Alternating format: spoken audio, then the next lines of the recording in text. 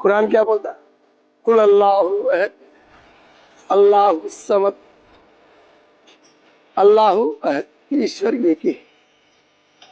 అల్లాహు सर्वों रक्षिंचेवाడు वाड़े. वलम यलिद, वो किसी का औलाद नहीं है. वलम यूलद, न कोई उनका औलाद है. लम यकुल लहु कुफुवन अहद, सर्वांतर्यामी ईश्वरो अविभाज्य रूप एक ही. यही वेद, जो वेद बताए वो कुरान बताए. अंतर बहिश्च तत्सर्वं व्याप्य नारायण स्थितः, ये वेद है. वलव्वलन वलाखरन वज़ाहिरुन वबातिन, शुरू भी वही है, आखिर भी वही है, अंदर भी वही है, बाहर भी. अंतर बहिश्च तत्सर्वं व्याप्य नारायण. क्या फर्क है वेद में, वेद को और कुरान के बीच में? वेद और कुरान के बीच में क्या फर्क है? भाजपा जहाँ मुसलमान भाई चले थे वहाँ हम भी चले. जहाँ मुसलमान भाई, बस. तो मुसलमानों से इतना प्रेम क्यों हो गया? ये कहा जाए कि मुसलमानों को पाकिस्तान भेजो. मेरे को 30,000 मेरे पीछे लगाई बीमारी में मुसलमान भाई चित्रकूट का. अच्छा, समझो.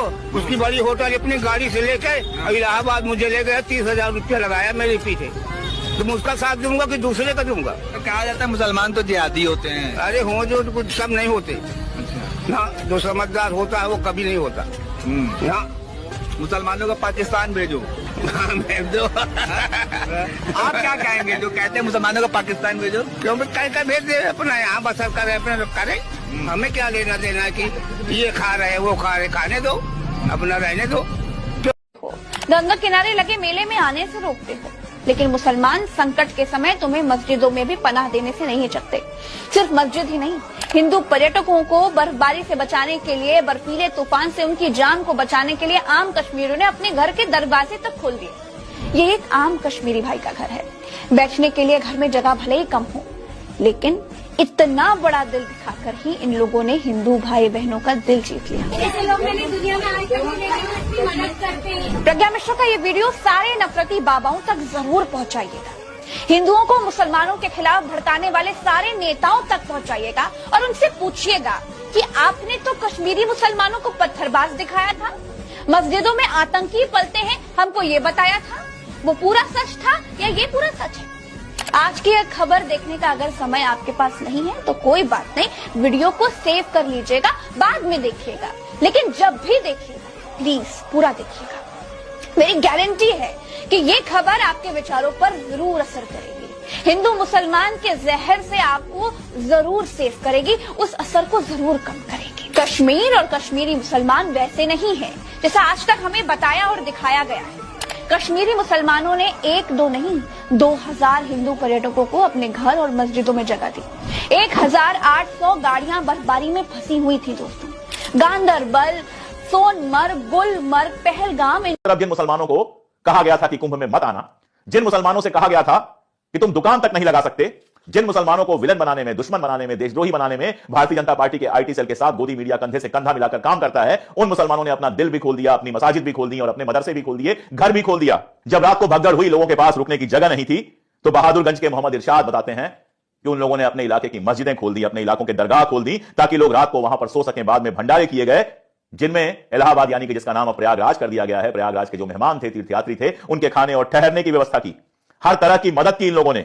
अफसर महमूद खुल्लाबाद के रहने वाले हैं, उनका एक कमेंट में देख रहा था, उनका वीडियो एक देख रहा था, जिसमें वो कहते हैं कि महाकुंभ में आने वाले लोगों की मदद के लिए मुस्लिम समुदाय आगे आया.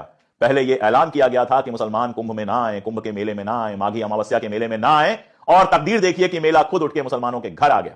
और आज जब अफसर महमूद कह रहे हैं कि किस्मत देखिए मेला खुद ब खुद मुसलमानों के इलाकों में आ गया, तो शर्म से डूब के मर जाना चाहिए उन लोगों को जो ये डायलॉग दे रहे हैं कि गंगा किनारे मरने वालों को मोक्ष प्राप्त होता है. तुम तो मरने वालों का उत्सव मना रहे हो गिद्धों की तरह से.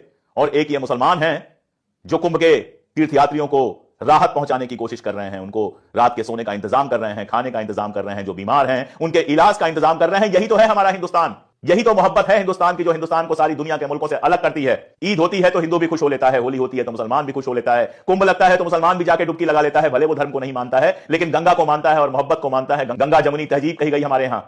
ये अब्दुल है, हाँ वो ही पंचर वाला.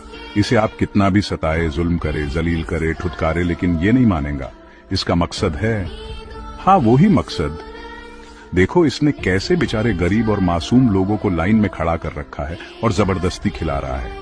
ये तो कुछ भी नहीं है। कोरोना के टाइम पे इन्हीं अब्दुलों ने मरे हुए लोगों के अंतिम संस्कार तक कर डाले, जबकि घर वाले करीब तक नहीं जा रहे थे। और तो और इन्होंने रमजान में खुद तो रोजे रखे और पलायन करने वालों को पकड़ पकड़ कर ठंडा पानी पिलाया। ऐसे ही बहुत खतरनाक किस्से हैं इन्हीं अब्दुलों के। हाँ वो ही अब्दुल पंचर वाला। वस्सलाम।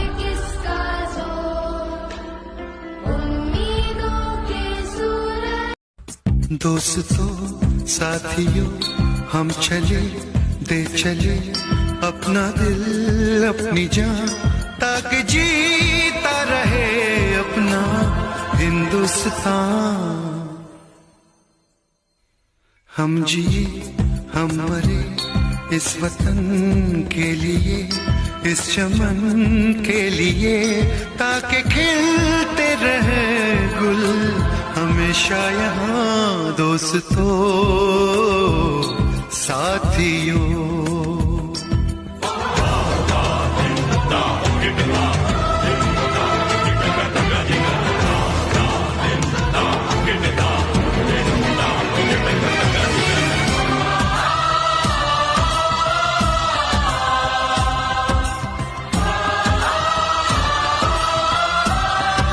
और हम सफ़र में हैं। हमारा घर भागलपुर है। ये भाई हैं, क्या नाम है आपका? आशिफ भाई हैं। इन्होंने हमारी मदद की है, टिकट विकेट कराया है, हमको घर पहुंचाना है। ये खाना पीना भी खिलाया है, बच्चे को भी खिलाया है, पैसे दिए हैं। हम घर जाना चाह रहे थे। हमारे भाई फलक गरजते बरसते